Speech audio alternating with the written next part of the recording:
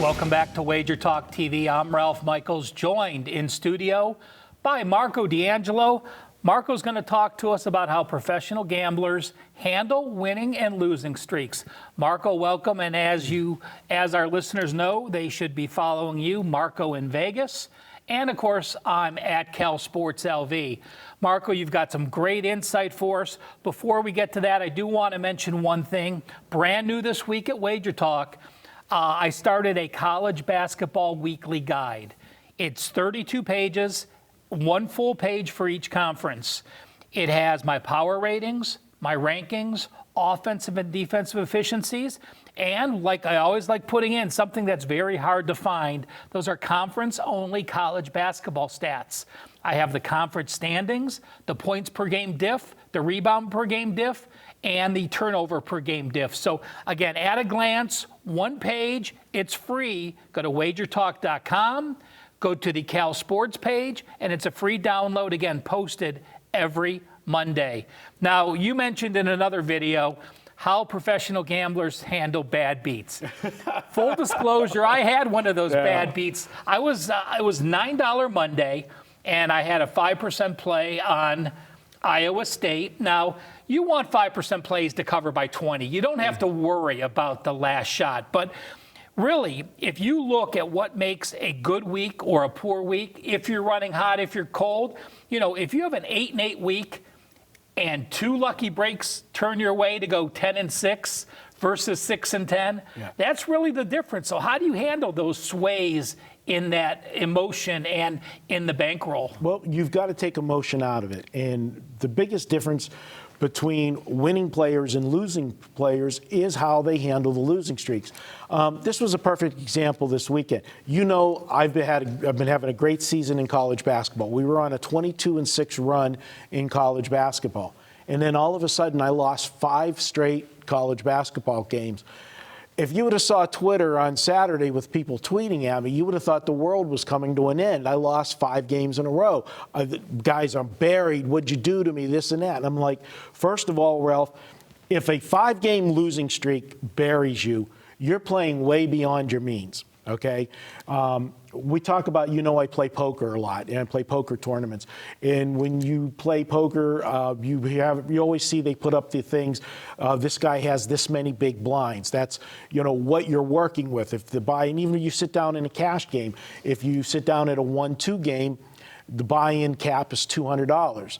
That's, you're buying 100 big blinds. So you're using those to attack the other players with. Well, your bankroll is what you're using to attack the books.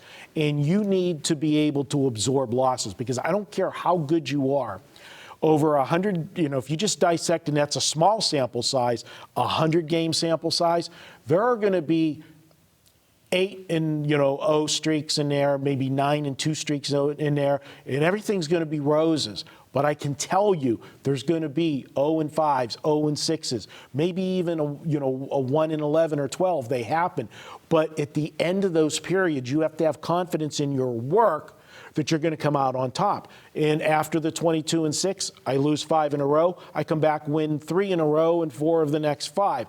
It's like a stock. You invest in equities. You buy stock. You look at the graph on your stock. One day it's going like this. The next day it takes a dip. Then maybe it's back up. But at the end of a period of time, you might have started here, then you finish here. That's what it's all about. Make every wager a unit and become a robot. And if you become a robot, instead of letting emotions come in, because too often, and we've all done it, you have to learn. How many times have you lost 5 games in a row, and then you start increasing the wager back in the day? You learn from your mistakes. You press. Let me bring up one point now. You were 22-6, and you lost 5 in a row, and you got chastised. If you had gone 2-1 for 11 straight days, and had that exact same 22-11 record, people would have been praising you. Right. Oh my gosh, 11 straight winning days, Marco, you're a genius. Yeah. So after that period of time where you could have had a record that was very good, and if it was 2-1 every day, people would have loved you. But again, the naysayers out there like to attack when you have a very bad day. But again, in perspective, a 22-11 record. You know, let me just put it in an example. You know, I was on the Las Vegas Sports Line with Dave Koken. We're filming this. This is an evergreen that's going to be out there for a while, but we're the beginning of February, and Michigan State had just lost 2 home games. How many people did I hear say Michigan State no way can lose 3 games in a row? Well, last night they lost to Illinois, losing 3 straight Big Ten games. Michigan State's going to be a darn good team at the end of the year. Yeah. They may very well win the Big Ten. They could win the national championship. I 3 still think losses just because they're back-to-back games doesn't mean they're a bad team come the next game. Exact same scenario, what you were pointing out. Absolutely. And Ralph, another suggestion that I give, the robot part is the biggest thing, because if you're betting with emotion, it's never going to be good. You know, again, throw a poker reference.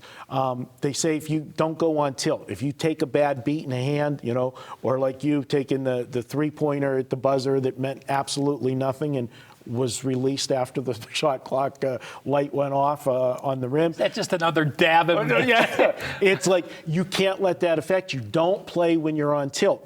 You know, you get up from the poker table, you go take a walk. If you suffered a bad hand, you know, you don't do that. Get the motion out of it. The other thing is you should have 2 separate bankrolls. You should have your life bankroll, and you should have your sports investing bankroll. And too often, the average player, the 2 mix. They're betting with money that is designated for other things. So if you lose 5 games in a row and all of a sudden you're scraping for the rent money, that's a problem. You need to bet out of your sports investing bankroll, and it should be a unit that you're betting per game that, you know, and I know this is far-fetched, but you should be able to lose 20 games in a row and not go broke. You know, I'm going to go back to my North Coast days, and, you know, we had people said, how much should I bet per game? Well, that's up to you what you can afford to lose. Right. But what I tell people is, you know, WagerTalk uses a 3%, 4%, and 5% system. So 1% per unit, a 5% play is a pretty big play. Right. And that means you're betting 5% of your bankroll. So for you to be betting $500 on a 5-star or $300 on a 3% play, that means you should have $10,000 put away only for gambling that will not affect the way your life is managed one way or the other if you lose every penny of it, to be betting $300 on a 3% play. So again, keep the bankroll in perspective. Don't worry that people say they bet thousands, or in the Super Bowl they bet millions. You know, $1 million to the person in that Super Bowl probably means less than $100 betting on a game to most people watching this video. Last thing, I'll let it go. Don't bet what you want to win. Bet what you can afford to lose within the bankroll structure, like you just said.